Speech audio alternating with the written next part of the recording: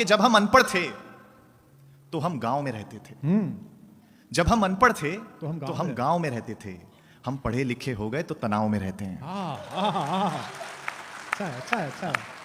जब हम अनपढ़ थे तो हम गांव में तो रहते अंधेरे में रहते थे। बिजली नहीं होती थी उस वक्त, महसूस करिएगा अगली पंक्ति पर। जब हम अनपढ़ थे तो अंधेरे में रहते थे। हम पढ़े लिखे हो गए तो लोगों को अंधेरे में रखने लग गए। जब हम अनपढ़ थे तो अपनों के लिए जीते थे, परिवार ही सब कुछ होता था। जब हम अनपढ़ थे तो अपनों के लिए जीते थे। हम पढ़े लिखे हो गए तो अब बस सपनों के लिए जीते हैं। हम अनपढ़ थे तो रिश्तेदार होते थे। अगली पंक्ति पर अगर महसूस हो जाए कि मैंने कुछ अच्छी बात कह दी है तो आपकी तालियां मिले। जब हम अनपढ़ थे तो केवल रिश्तेदार होते थे। हम पढ़े लिखे हो गए तो अब रिश्तेदार भी दूर के हो गए। जब हम अनपढ़ थे तो पैसा घर के एक मुखिया के पास होता था और सब सुखी होते थे। हम पढ़े लिखे हो गए तो आज पैसा सबके पास है लेकिन सुखी।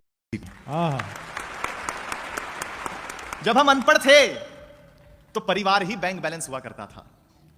हम पढ़े लिखे हो गए तो बैंक बैलेंस के चक्कर में परिवार का बैलेंस ही खो गया। हाँ।